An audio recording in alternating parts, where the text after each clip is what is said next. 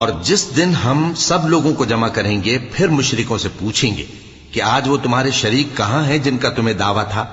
تو ان سے کچھ عذر نہ بن پڑے گا اور بجز اس کے کچھ چارہ نہ ہوگا کہ کہیں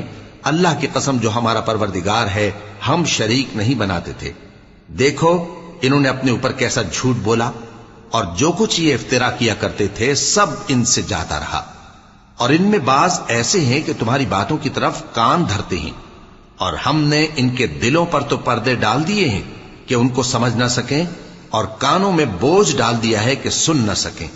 اور اگر یہ تمام نشانیاں بھی دیکھ لیں تب بھی ان پر ایمان نہ لائیں،